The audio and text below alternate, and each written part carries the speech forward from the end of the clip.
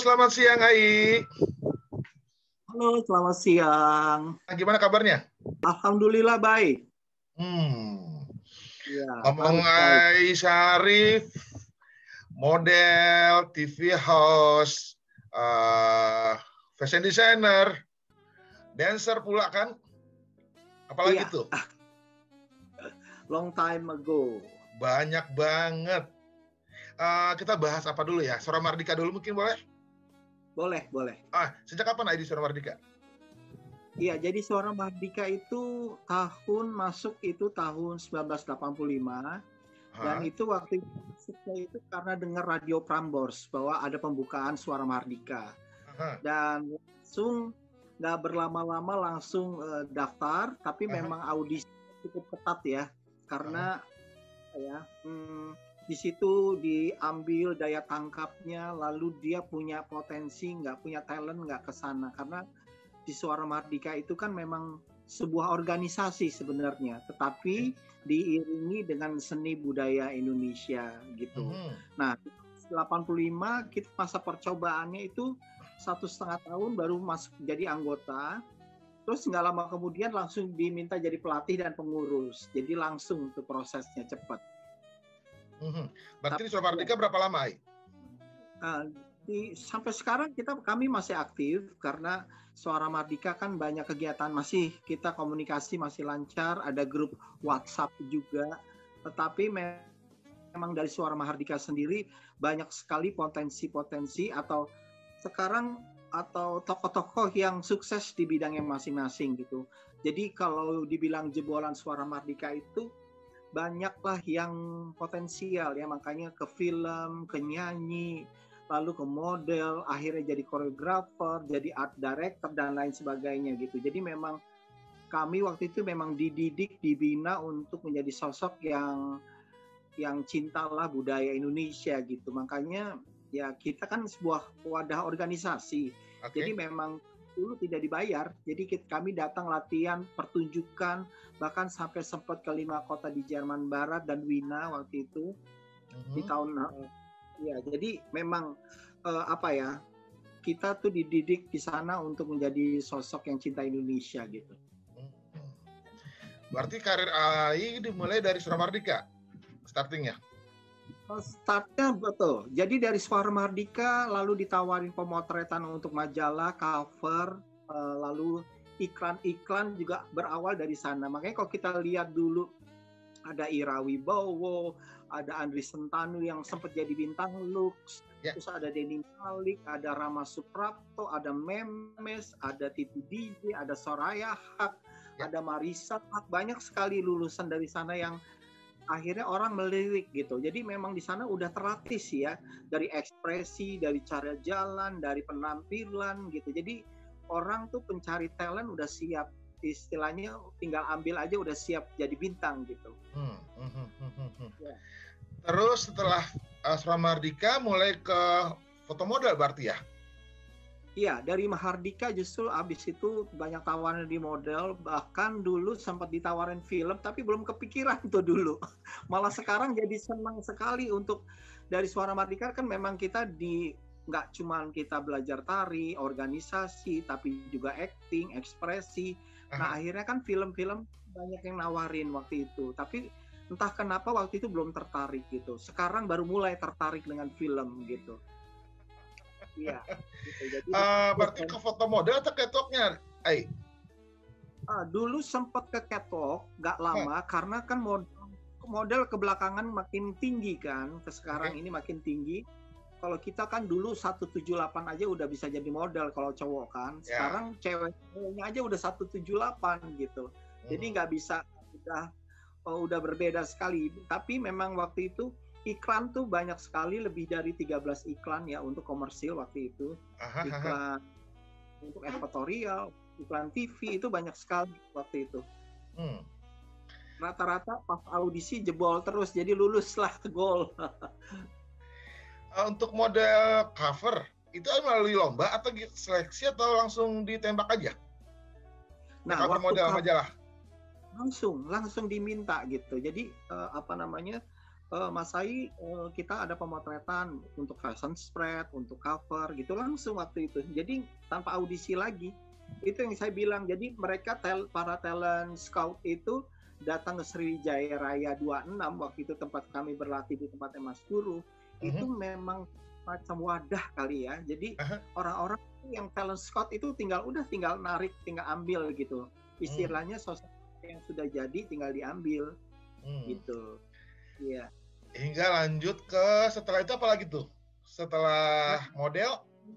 Dari model itu waktu itu sempat nolak film-film, lalu saya mendirikan sama teman saya itu Warna Indonesia. Warna Indonesia ini membawa misi budaya Indonesia ke Asia Eropa untuk acara internasional folklore festival.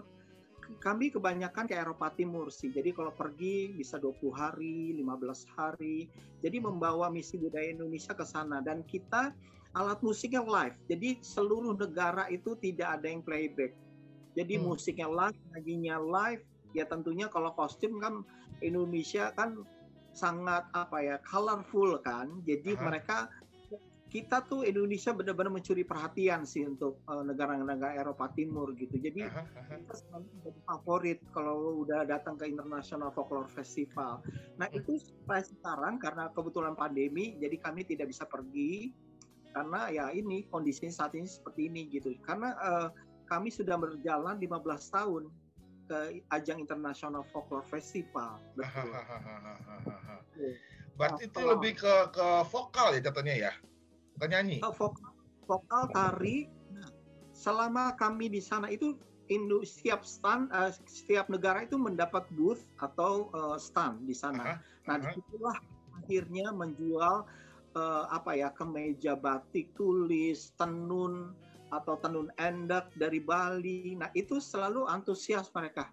Dan itulah mulai berawal dari... Ya, Sobat Ruang Terampil, jumpa lagi dengan saya Ai Syarif dalam Ruang Fashion. Nah, kali ini kita akan membahas serba-serbi mengenai kebaya. Batik Tuban. Oh, batik Tuban. Jadi kita lihat burung-burung dausatnya di sini, khas sekali dengan tubannya. Nah, ini juga sama, kita aplikasikan ke dalam kebaya. Yang berminat menjadi seorang desainer kebaya harus punya ciri khas. Akhirnya terjun ke dunia fashion, dan karena kan setelah dari situ kan perjalanan itu nggak bisa nih ditari untuk menjadi pegangan hidup. Akhirnya memutuskan menjadi fashion editor. Nah di tahun 1993 melamar sebagai fashion editor di majalah Gadis gitu. Oke. Dan 93 sampai 2004 11 tahun di majalah Gadis. 2004 sampai 2008 di majalah Dewi, lalu 2008 sampai 2013 di majalah High End, jadi managing editor. Nah dari situ tawaran untuk menjadi TV host banyak sekali gitu.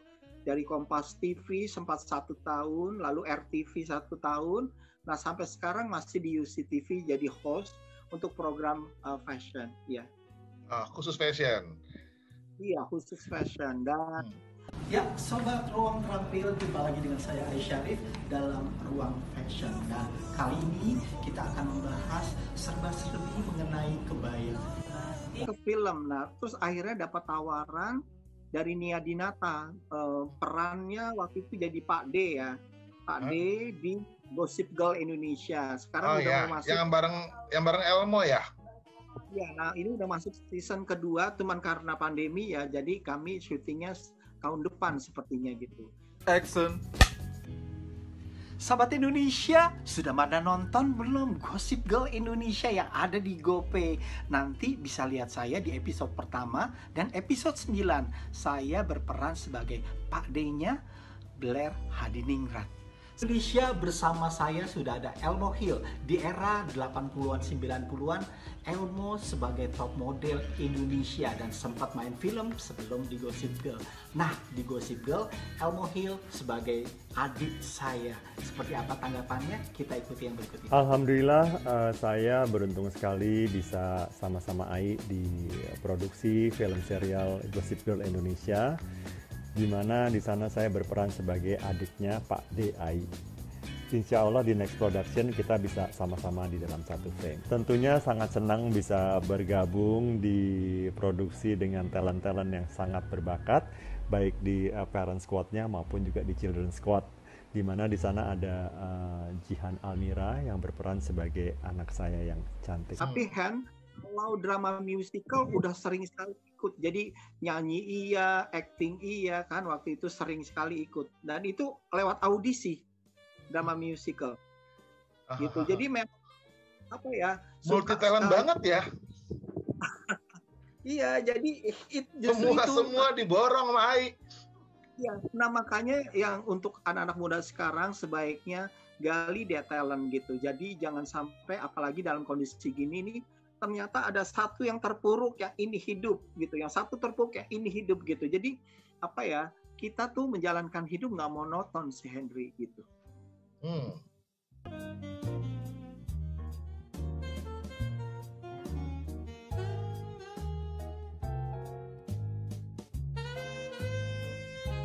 Iya, jadi kreatif sekali. Iya. Untuk bahas tentang fashion designer, itu semenjak kapan dan brandnya Ai Syarif 1965? Ya. Itu semenjak kapan? Ceritanya gimana? Nah, ceritanya itu sebenarnya dulu bersama 5 sahabat-sahabat saya mendirikan butik White Box di daerah Jalan Dempo, di sana Majestic. Nah, itu benar-benar masih punya karyanya sendiri. Nah, itu udah lama sekali ya, di tahun 2000, sekitar 2005 gitulah membikin. Nah, entah kenapa. Jadi yang dijual kemeja-kemeja pria gitu. Sama juga koleksi dari Korea, Hong Kong, Jepang. Waktu itu kan ngambil, kalau pergi traveling selalu beli terus untuk dijual di sana. Nah, tapi di Lala yang laku justru kemeja prianya waktu itu, Henry. Gitu. Nah, akhirnya di tahun 2004 itu dapat bisa sempat belajar di Esmod waktu itu. Sempat di Esmod. Dan akhirnya ya kenapa nggak didalami? Bahkan kemeja itu waktu itu laku kan, terjual. Nah, akhirnya kemejanya basic fashion. Kemejanya sebenarnya dia ada yang fashion, ada yang basic gitu, karena sampai sekarang pun akhirnya 75% menswear, 25% itu women's wear gitu.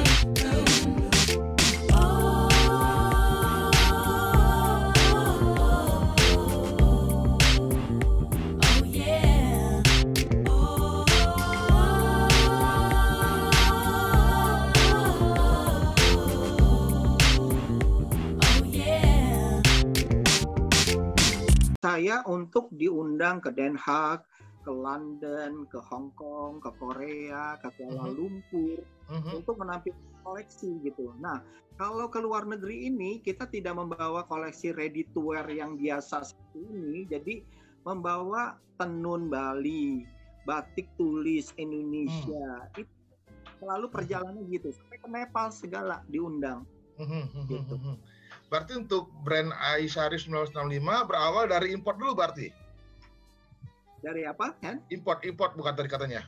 Yang kemeja fashion tadi?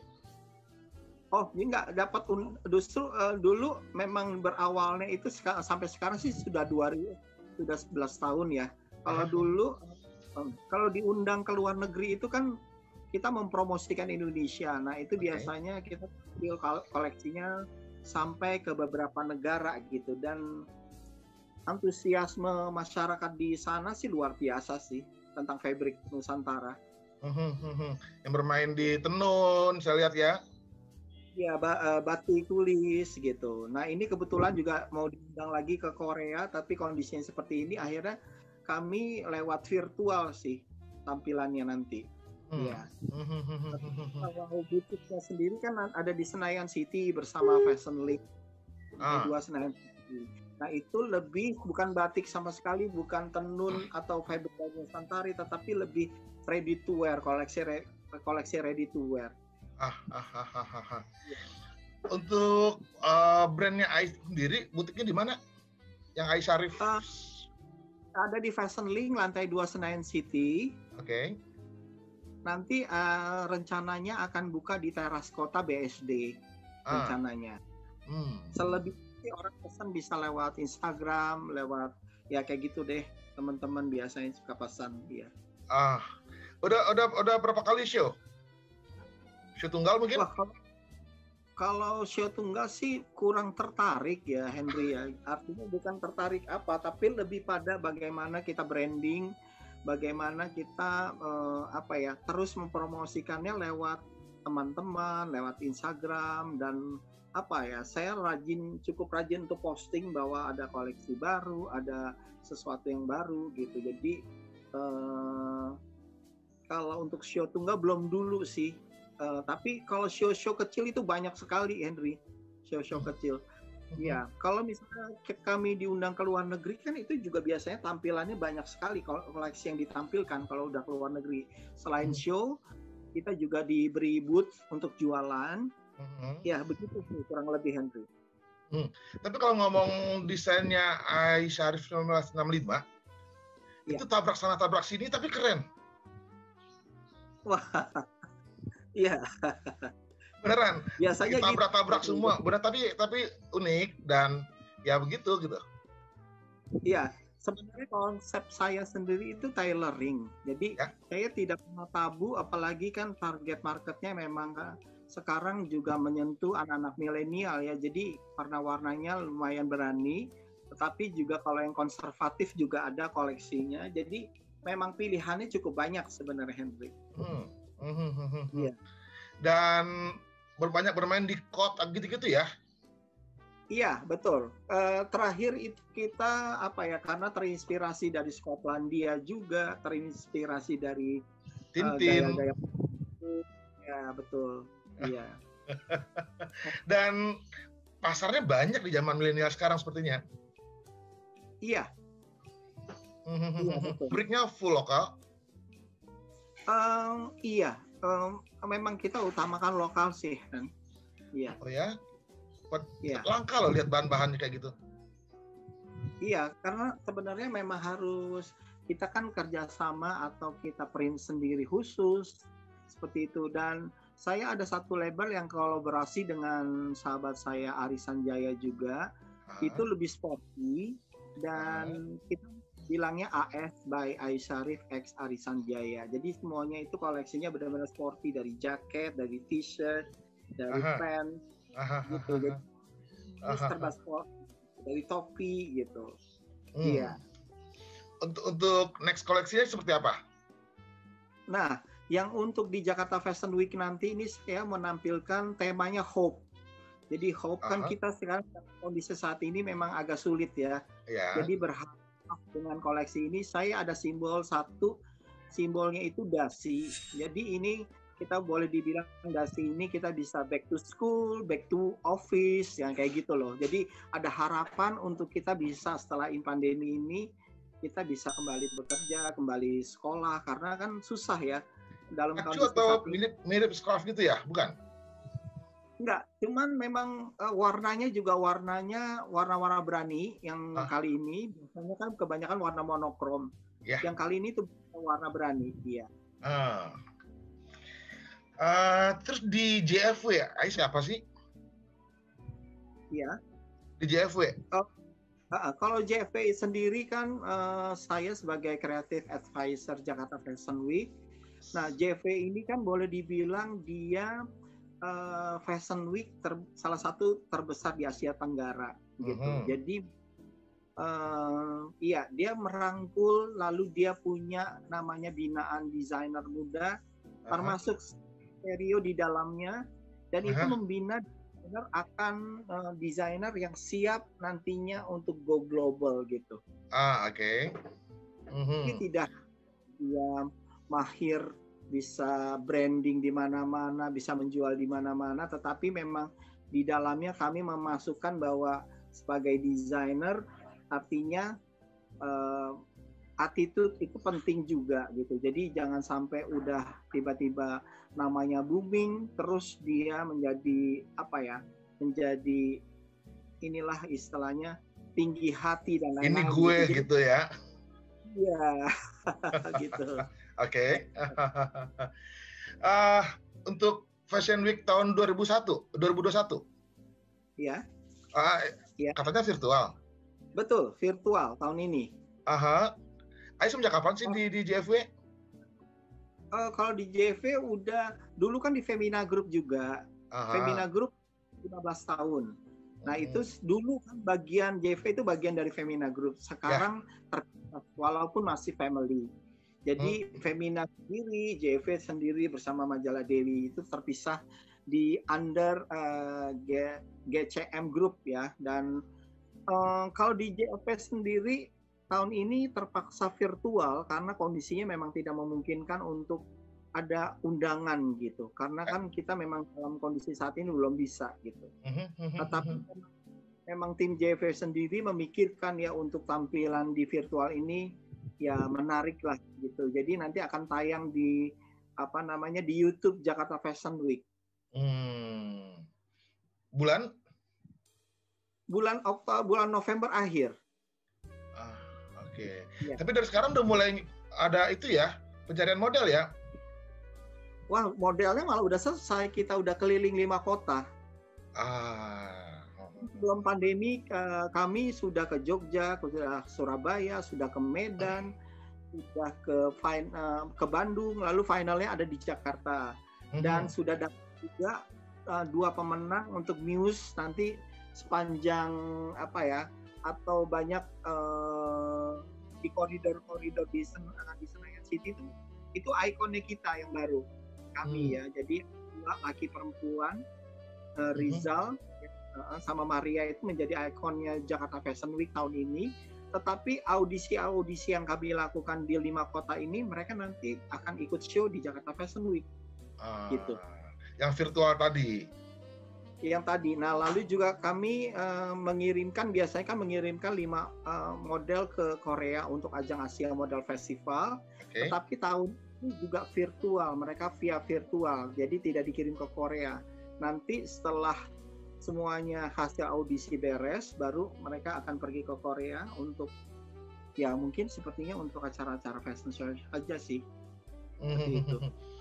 Ayo ngomong-ngomong masalah Aisarif 1965, itu sekarang ada di butik? Enggak coba masuk ke Depstore? Enggak, belum. Jadi apalagi nanti kalau misalnya di Teras Kota sudah buka, saya sih nantinya sementara ini akan larinya ke situ dulu di butik-butik. Jadi orang bisa lebih nanti di daerah BSD ada, di Jakarta Selatan ada, beberapa daerah mungkin nanti ada gitu. Rasanya lebih senang seperti ini sih, sementara ini. Karena dulu sempat tuh Henry, kita bukan ke sebuah istilahnya, kita masukkan barang kita, tetapi namanya sebenarnya besar, karena itu ada di Kuala Lumpur juga, ada di Singapura juga, Indonesia juga, ternyata mereka bangkrut. Oh. Iya, waktu itu namanya Fashion Valley. Di tengah barang kami udah masuk ke mereka semua. Dan sampai sekarang masih tersisa lebih dari 59 item yang belum dikembalikan. Itu udah berapa tahun lalu. Di Singapura masih jalan, yang tutup itu yang di Indonesianya gitu. Mungkin kalau masuk Depstore akan lebih massal ya sebenarnya. Iya, jadi agak kapok tuh masuk ke situ lagi. Sempat karena kejadian itu, iya. Tapi Jakarta banyak kali ya yang Depstore high class. Banyak kan sekarang, apalagi beberapa kita boleh sebut ada Lazada, ada Beli-Beli dan lain-lain kan kalau Aha, sekarang. aha. Dulu itu namanya Silicon Valley itu juga besar karena masih di Kuala Lumpur masih ada, Singapura ada gitu. Tetapi entah yang di Jakarta ini kurang tertangani dengan baik sih mungkin sepertinya. Nggak mau bikin second line, mungkin yang levelnya under. Iya pasti. Nanti makanya yang tadi di awal saya bilang bahwa saya punya yang siluetnya tailoring, ada yang ready to wear, bahkan ada yang sporty bersama Ari Sanjaya ya, yang AS by Ai Syarif X Ari Sanjaya itu lebih sporty, lebih casual, t-shirt, hoodie gitu. Iya, itu udah bikin sih. Gitu. Atau ke Muslim wear? Sudah dipikirkan, nantinya akan ke sana juga, apalagi ini ya, hijab-hijabnya itu kan wow luar biasa. Nanti Indonesia rasanya akan menjadi Muslim wear terbesar di dunia, bisa menjadi salah satu tuh. Karena sudah melirik Indonesia bahwa sumber dayanya bisa menjadi apa ya, pulaunya kan banyak inspirasi yang didapat bisa dari sana gitu ya Hen. Gitu. Untuk size sendiri gimana, Ai? Mereka all size itu gimana sih? Atau pakai level size? Kalau untuk modest wear ini sebenarnya ada size-nya. Cuman yang small aja itu size-nya udah cukup besar ya. Gitu, karena kan ya kita tahu sendiri bahwa modest wear kan artinya ya baju sopan ya. Dan baju muslim, tapi modest wear kita menyebutnya baju sopan. Ya tentunya kan namanya aja sudah sopan gitu. Nggak mungkin yang terlalu pas, yang terlalu fitted gitu. Seperti itu. Iya. Dan warnanya pun juga masih warna ikut tren. Pasti warnanya ikut tren, makin apa ya, dan siluetnya itu sekarang makin luar biasa ya. Jadi banyak yang kita menyebutnya siluetnya juga quirky ya, jadi unik gitu loh. Jadi nggak cuman baju panjang yang biasa gitu kayak gamis-gamis gitu, tetapi detailnya sangat beragam. Kan sekarang boleh dibilang banyak juga tuh modest wear yang sukses ya di tanah air gitu. Ya. Kalau kepakaian anak nggak minat, Ai? Kenapa? Kepakaian anak nggak minat? Pakaian anak waktu itu sempat sih di Surabaya ada beberapa koleksi anak dan orang tuanya langsung apa ya, benar-benar antusias dan nyerbu gitu, pengen sekali punya gitu. Akhirnya sampai sekarang mereka order gitu. Jadi cuman nggak tahu deh kalau pakaian anak belum serius sih Henry untuk sana.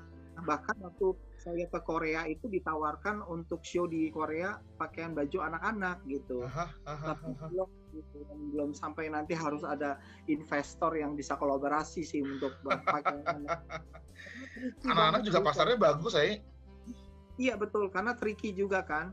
Kalau kita lihat sepatu anak-anak aja bahkan jauh lebih mahal dari sepatu anak orang-orang dewasa kan, gitu. Jadi memang ini yang apalagi anak-anak sekarang tumbuh kembangnya cepat sekali gitu. Jadi baru ini udah tiba-tiba menjulang tinggi, orang tuanya udah tersusul gitu. Nah itu yang menjadi pikiran dasar juga sih Henry. Jadi kalau misalnya ready to wear untuk orang-orang dewasa itu kan siapapun masih bisa lah diputar-putar gitu. Tapi kalau anak-anak itu cukup sulit sih. Belum bisa konsentrasi ke sana Henry. Iya. Tapi make money-nya di anak, soalnya si anak yang pertumbuhannya lebih cepat, akhirnya omset kita pun juga akan ngaruh. Betul, apalagi orang tua kan kalau untuk anak kan, untuk anak jangan main. Iya, ibu-ibu muda kan yang suka dandanin anak. Iya betul. Iya Hen, betul. Ya. Segeralah, mudah-mudahan. Amin. Planning ke depan gimana, Ai?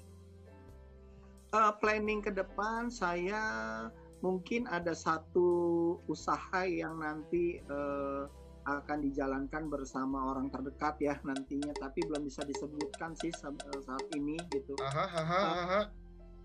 Terus kalau itu sih